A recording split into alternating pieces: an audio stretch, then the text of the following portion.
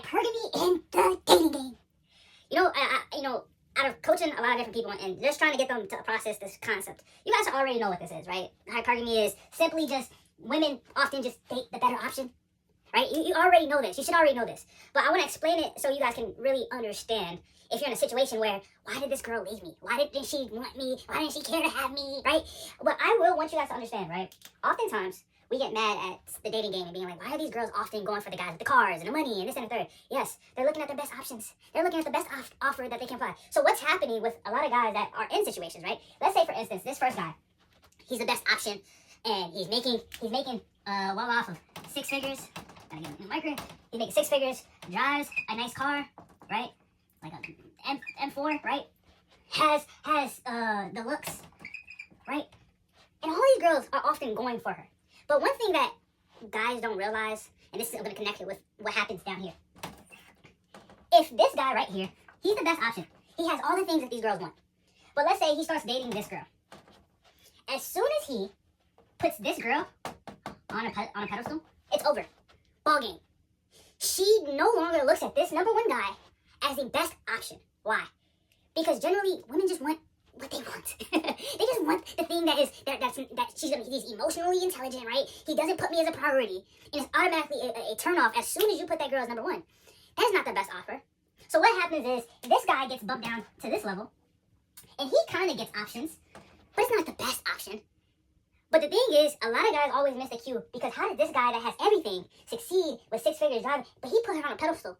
Why do you think a lot of guys at the top, they struggle with talking to girls? They struggle with the dating game because they often understand, or they see, that they can't see that they're placing this girl as their number one. So let me bump it down to the guys that are in high school, that are in college, that are just in the dating game, right? Oftentimes, a lot of guys are going into the dating game or seeing that they have not that many options, so they'll shoot up a shot, and they'll probably go for 1 for 24. They put up 24 shots. You'll be a guy looking saying, hey, I just put up 24 shots, and these are for the guys that are in the lower tier. You're not even at the top percent, right? You would ask yourself and be like, why are these girls liking me? Why, once you understand the concept of hypergamy, you understand that the number one thing that you can't do in this situation is ever put this girl number one. So a lot of guys start in the dating game, start saying, hey, this girl, she's mad attractive, she's everything that I want her so bad, right? You'll sit here and contemplate and start thinking, yeah, I really enjoy her presence, we're on our second date, we're on our third date, and it's that shift. You start falling in love. As soon as she understands, she says, it's too easy. No, I need a better option. So why do a lot of guys get in these situations where they're a 1 in 24, they took that girl on a date, and they turned into a 0 to 25? Because you placed her number one. Women feel this oftentimes, and that's the case where if you can't understand that one thing out of all of this, like we understand these, they're always going to pick the best option. Women, they're always going to pick the best option. So that's why even when you're a top 1% guy, you can't ever leverage and put her above everything that you're doing. Because that's where the distance, the space, the gray space starts to get played with. He's not coming home at this time. Okay, maybe I should go train. Maybe I should go have a trainer. Maybe I should go do this. And then her mind starts playing with all these different caveats in her brain because she's in the gray space, right? She has everything. She knows your schedule in and out. She knows that you want her so badly that she starts playing in this gray space and certain things start happening. But what I'm trying to say is, as a guy, if you're in a situation and you're trying to play the dating game, you have to understand that the number one rule that you can't have the cars and the looks and everything. You can elevate.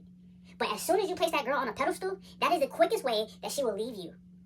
And that best option, that she was, oh my gosh, this is the best option. Because oftentimes, right, you can be in a situation where she sees you as her best option. Yeah, the guys don't have options. The guy that's 1 for 24. She can literally sit here. And this is the crazy thing about the dating game. You know what's so interesting about this? Is there's so many girls that are single. There's so many guys that are single. And we are often split up. Like this is a middle school dance freaking recital. Girls on that side, boys on this side. I want you guys to understand, for guys that are in the dating game, do not be afraid of these girls. Understand psychology and understand this is just general knowledge. This is just understanding that they're just going to look for their best option, right? And if you can't recognize, hey, I honor all these different things, but the one thing I won't ever do is place a girl in front of me or in front of my goals or in front of my anything, that's when you start to understand, oh, I get the game. They're always going to choose up. They're always going to choose the best option.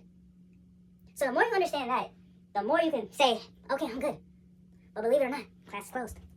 Okay. Guys, I need you guys to tap it for me. Guys, if you haven't popped into into the Discord, go to the Discord. The link is in the bio. Just click it. The Book of Yay. Join the Discord, guys. Also, go to YouTube. Like, share, subscribe. Turn me up! But I want to get to the one point that everybody's been asking me. Coach this, coach that, coach, can you help me with this? Can you help me with that? Yes, I can. Yes, I can. And I'm trying to tell you guys, I'm doing a 6-month coaching program. Guys, it's a one-on-one. It's only a couple spots. Look, for the guys that are serious, go join the Discord. The link is in my bio. DM me one-on-one. And then we can go from there. But guys, I'm going to be honest with you. I'm only taking people that's trying to get off the bench and trying to play the game and try to win. I'm not taking people that don't want to win. You guys ever been to a program and you look over here and you're like, oh snap, the program's good. Yeah, we're doing that, guys. So the guys that want to get their fitness right. For the guys that want to get their goals right. For the guys that want to demolish the dating game and go and understand how to go past the heartbreak. I'm that guy. For the guys that really want to tap in on their faith, I'm that guy. So I'm only going to take a couple guys that are really serious, guys. We're gonna have a conversation. We're gonna see how you're at. But I'm only taking serious people. If you are the type of person that's saying, hey, I'm done with the fact that I'm losing at life and I want to win, the people that are locked in with the Book of Yay, we gonna win. You gonna look at your teammates and you gonna say, I'm a winner. But at the end of the day, if you come on this side, we gonna work. It's no BS. It's everything. It's daily, daily, daily. So guys, tap in. The Book of Yay. Go to YouTube, subscribe, lock in. But believe it or not, class is closed.